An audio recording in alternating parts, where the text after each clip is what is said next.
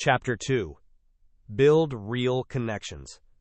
Anna's realization about her unique managerial responsibilities was just the beginning. Knowing that only she could create relationship infrastructure, team systems, outcome focus, growth opportunities, and workload balance didn't automatically give her the skills to do these things well. Her next challenge was mastering the specific behaviors that would transform her understanding into effective action, starting with the most fundamental responsibility: building genuine connections with each team member. Ana Diaz stared at the Slack message for a full minute before responding.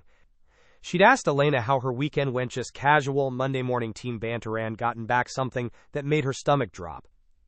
Weekend was okay, mostly worked on the Morrison client data validation. I know I'm probably slower than everyone else, but I'm trying to keep up. Sometimes I wonder if I'm really cut out for this level of analytics work. But don't worry about me, I'm figuring it out. How was your weekend? Anna's fingers hovered over the keyboard. Elena had been working weekends? For how long? And she thought she wasn't cut out for the work? Elena was one of their most thorough analysts, sure data cleaning work was consistently excellent. How had Anna completely missed that she was struggling? She scrolled back through their previous conversations. Most were task-focused. Can you pull the Q3 numbers for Morrison? The client wants to see regional breakdowns. Deadline moved up to Thursday. When was the last time they'd talked about anything that wasn't directly work-related? Anna realized she couldn't remember. She typed back, Elena, can we hop on a quick call? I want to check in with you about a few things. The response came immediately. Did I do something wrong with the Morrison analysis? Not at all, your work is excellent. I just want to talk. 15 minutes later, Anna found herself in the most revealing conversation she'd had with a team member in months. Elena admitted she'd been working most weekends for the past 6 weeks, convinced she was the weak link on the team. She'd been too embarrassed to ask for help because everyone else seems to just get it. She'd even started looking at job postings, wondering if she should go back to a more junior role somewhere else. Anna was horrified. Elena wasn't struggling because she was incapable, she was drowning, because Anna had never taught her how the team actually worked. Elena didn't know that Bobby took twice as long on his first few machine learning models, or that David had asked Anna dozens of basic SQL questions in his first year. She didn't know that Jordan's seemingly effortless automation scripts were built on years of trial and error, or that even Sarah still Googled project management best practices regularly. Elena thought everyone else was naturally brilliant, and she was the only one working hard to keep up. Elena, Anna said carefully, can I ask you something? When you hit a roadblock on an analysis, what do you usually do? I figure it out myself. I don't want to bother people with questions they'll think are stupid. And when you're not sure if your approach is right? I research it more, try different methods, test everything multiple times.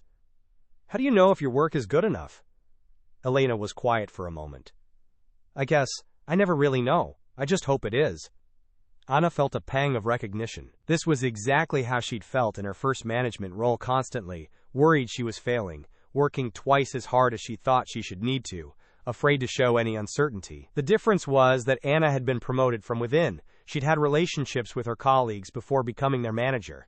Elena was new to both the company and remote work, trying to figure out professional norms in a digital environment. Elena, I need to apologize to you. I've been treating you like you already knew how things work here, instead of actually teaching you. And I've been so focused on task updates that I never created space for you to tell me when you were struggling. The conversation changed everything. She had been managing transactions, not relationships. Over the next 6 weeks, as she had similar conversations with each team member, Anna discovered she'd been treating her team like data points instead of people.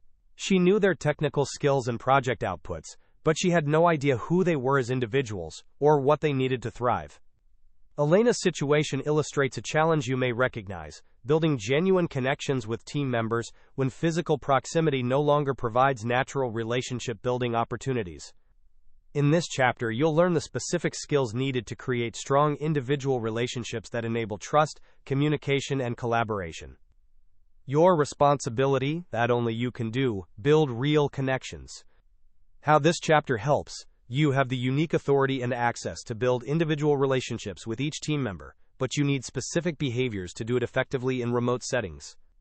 Remote work doesn't eliminate your need to build strong relationships with each team member. It often makes them more critical and requires different approaches to build. When you can't rely on hallway conversations, shared coffee breaks, or reading body language in meetings, relationship building must become intentional, active, and ongoing. What building connections means. You deliberately develop the personal skills to build strong, trust-based relationships with each team member through intentional, one-on-one interactions. This isn't about being friendly or likable, it's about creating the foundation of trust, understanding, and communication that makes everything else in remote leadership possible. Why this matters. Individual relationships are the foundation for all other remote leadership competencies. Before you can facilitate team connections, manage performance effectively, or develop careers, you must establish individual trust and rapport with each person.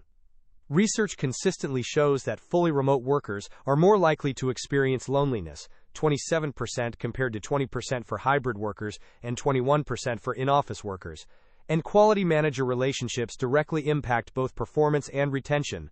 Gallup, 2025.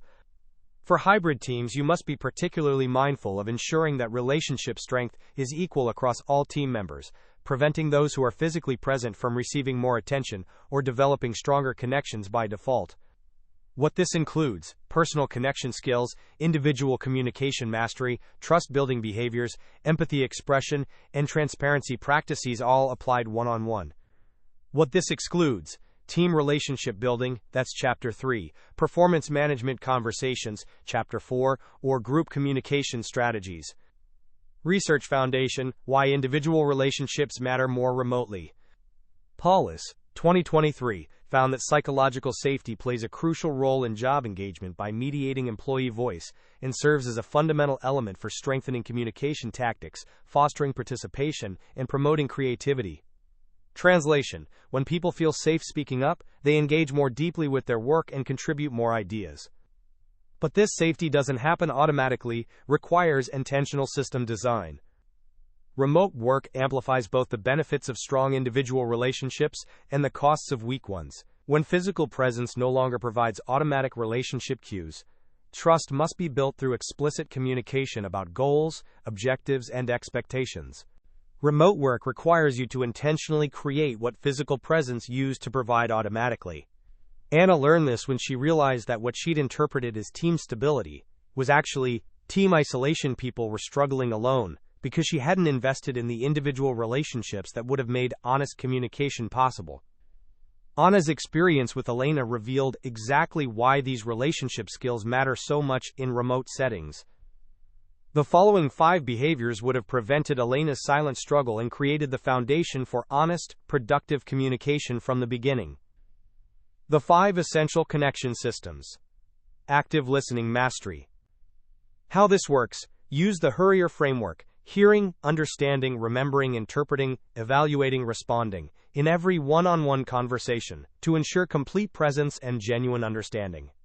This means eliminating distractions, asking clarifying questions, connecting current conversations to previous ones, reading between the lines for underlying concerns, assessing what support is needed, and responding in ways that demonstrate genuine comprehension.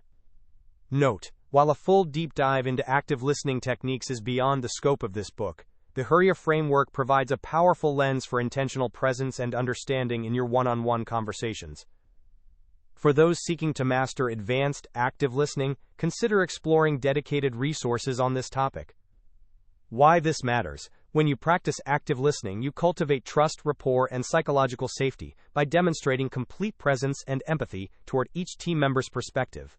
In remote settings, this becomes even more critical because you miss visual cues and casual check-ins. Without listening skills, remote communication defaults to surface-level task exchanges that never build meaningful relationships. The HURRIER framework ensures you move beyond passive listening to active engagement. Hearing, focusing completely on what's being said without multitasking. Understanding, asking clarifying questions to ensure you comprehend both content and context. Remembering, connecting current conversations to previous discussions and concerns. Interpreting, reading between the lines to understand emotions, motivations, and unspoken concerns. Evaluating, assessing what kind of support, action, or follow-up is needed. Responding, demonstrating understanding through thoughtful responses and appropriate next steps. Implementation example. When Bobby mentioned feeling a bit overwhelmed during a one-on-one, Anna didn't just hear the words or immediately offer solutions. She asked clarifying questions to understand what specifically felt overwhelming. Understanding. She remembered that he'd mentioned client presentations being stressful in previous conversations. Remembering. She interpreted that this might be about confidence, not just workload. Interpreting. She evaluated that he needed both immediate support and longer-term skill development. Evaluating.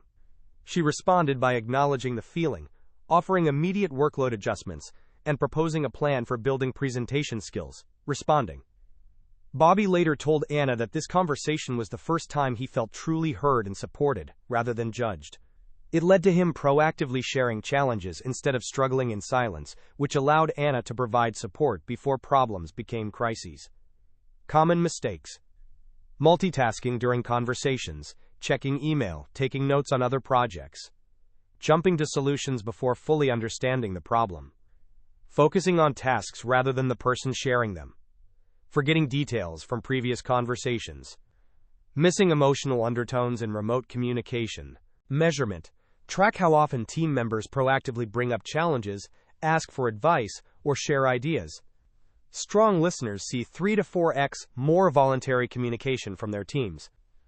Weekly individual check-ins done right. How this works. Schedule consistent 30 to 45-minute weekly meetings with each team member that prioritize the person first, project second, and follow a structured but flexible agenda designed to build relationships while addressing work needs. These aren't status update meetings. They're dedicated time for individual relationship building, support, and development. Why this matters. Regular individual touchpoints are the backbone of remote relationship building. Without consistent connection opportunities, relationships deteriorate into purely transactional interactions. Research shows that managers who prioritize individual relationships see higher team performance and lower turnover. Gallup, 2025. In remote settings, these meetings become the primary vehicle for building trust, understanding individual needs, and preventing problems before they become crises. The key is structure that serves relationship building. Effective structure, 30 to 45 minutes. First 10 minutes, how are you doing as a person this week? Personal check-in. Next 15 minutes, current challenges, support needed, wins to celebrate. Next 10 minutes, project updates and coordination.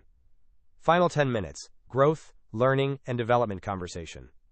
Implementation example. Anna had been conducting 15-minute check-ins that were essentially status updates. She restructured them using the person-first approach with each team member. With Priya, she discovered that her family was dealing with a health crisis that was affecting her concentration, which explains some recent work quality issues. Instead of treating it as a performance problem, Anna was able to provide emotional support and temporary workload adjustments. With David, the personal check-ins revealed that he was taking on extra work because he was worried about job security after a layoff at his previous company. This allowed Anna to provide reassurance about his performance and help him develop healthier boundaries. The transformation was remarkable. Elena started sharing weekly updates about her learning progress and asking for specific help instead of struggling alone. Bobby began bringing up presentation anxiety early, when Anna could help him prepare, rather than avoiding client-facing work. Jordan started sharing ideas for process improvements instead of just implementing them unilaterally. Sarah began talking about her career goals instead of just managing current tasks. Common mistakes. Using the time for project status updates, disguised as personal check-ins. Rushing through the personal connection portion to get to real work. Canceling or rescheduling frequently, signaling that relationship time isn't important. Following the same agenda with every person instead of adapting to individual needs. Focusing on problems without celebrating wins and progress. Measurement. Team members should increasingly share both professional and personal challenges, and you should have detailed knowledge of each person's working style, current stressors, and growth interests. Explicit empathy expression. How this works. Regularly acknowledge team members as whole people with lives, emotions, and challenges beyond work, and express genuine understanding of their experiences. This means verbalizing empathy, acknowledging personal challenges that affect work, celebrating personal wins, and recognizing the emotional labor of remote work itself. Why this matters. Empathy builds psychological safety and trust by demonstrating that you see team members as complete human beings, not just work producers. Psychological safety directly influences job engagement and performance outcomes. In remote work, where personal and professional boundaries are blurred, explicit empathy becomes essential for sustainable performance. Explicit empathy requires moving beyond internal understanding to expressing it clearly. Verbal empathy, that sounds really challenging. I can understand why that would be stressful. It makes sense that you're feeling overwhelmed. Contextual empathy, acknowledging how personal circumstances affect work capacity and adjusting expectations accordingly. Situational empathy, recognizing the unique challenges of remote work, isolation, home distractions, technology frustrations, and validating those experiences. Implementation example, when Jordan mentioned in their weekly one-on-one that his partner had lost their job and he was feeling financial pressure, Anna didn't just say, "I'm sorry to hear that." She acknowledged how financial stress can affect concentration and creativity, discussed how this might impact his work capacity, and offered specific support, including priority project assignments that might lead to a raised discussion, and flexible scheduling to help with job search support. She checked in on the situation regularly, without making Jordan feel like he had to provide updates. Later, when Elena mentioned feeling isolated working from her studio apartment, Anna didn't dismiss it as, quote, of remote work. She acknowledged that isolation is a real challenge that affects mental health and work performance, arranged for Elena to work from coffee shops or co-working spaces when she needed a change of environment, and connected her with other team members who had found strategies for managing remote work isolation. Common mistakes. Offering solutions immediately instead of acknowledging feelings first. Assuming silence means everything is fine. Only expressing empathy during crises, rather than ongoing recognition. Generic empathy that doesn't connect to specific situations. I understand without demonstrating actual understanding. Treating personal challenges as irrelevant to work performance. Measurement. Team members should increasingly share both professional and personal challenges, stress levels should decrease over time, and people should report feeling valued as whole people, not just workers. Adaptation to individual communication preferences. How this works: learn and adapt to each person's preferred communication style, timing, channels, and feedback approach, rather than using a one-size-fits-all method. This includes discovering how they prefer to receive feedback, when they're most available for deep conversations, which communication channels work best for different types of interactions, and how they prefer to process information. Why this matters: people have vastly different communication needs, especially in remote settings where natural cues are limited. Some prefer Slack for quick questions, others need video calls. Some want immediate feedback, others prefer time to process. Adaptation shows respect for individual differences and dramatically increases communication effectiveness. Communication style adaptation improves team performance and reduces misunderstandings. Assessment and implementation process. Discovery conversations. Ask directly about preferences rather than assuming. What's your preferred way to receive feedback? When is the best time for deep work conversations? How do you like to brainstorm, talking through ideas first, or thinking quietly? What communication methods help you feel most connected to the team? Preference documentation. Keep notes on each person's communication style and refer to them regularly. Adaptive application. Adjust your approach based on individual needs, even when it's different from your natural style. Regular check-ins. Is this communication style working for you? And adjust as needs change. Implementation example. Through discovery conversations, Anna learned that Bobby, introverted, analytical, preferred written project updates with time to prepare thoughtful questions, while Priya, extroverted, visual thinker, thrived on spontaneous video calls to brainstorm through challenges. Instead of treating them the same, Anna sent Bobby detailed weekly emails with clear agenda items for their one-on-ones and encouraged him to share questions in advance. With Priya, she scheduled flexible thinking sessions, where they could talk through challenges in real time and use visual collaboration tools. She discovered that David preferred direct, business-focused feedback delivered immediately, while Elena needed feedback framed as learning opportunities with specific examples and improvement strategies. Jordan preferred written communication for complex technical topics, but needed verbal discussion for anything involving interpersonal dynamics. Sarah wanted feedback that connected her current work to her career development goals. The result was that everyone felt understood and supported in their natural working style, leading to better communication quality and faster problem resolution. Common mistakes. Assuming everyone prefers your communication style. Not asking about preferences directly and trying to guess from behavior. Learning preferences but failing to consistently adapt your approach. Overwhelming introverts with too much interaction or under-communicating with extroverts. Using style differences as an excuse to avoid challenging conversations, rather than finding the right approach for each person. Measurement. Communication satisfaction should be high across different personality types, response quality should improve as you adapt to individual styles, and people should report feeling understood and valued for their unique working style. Trust building transparency.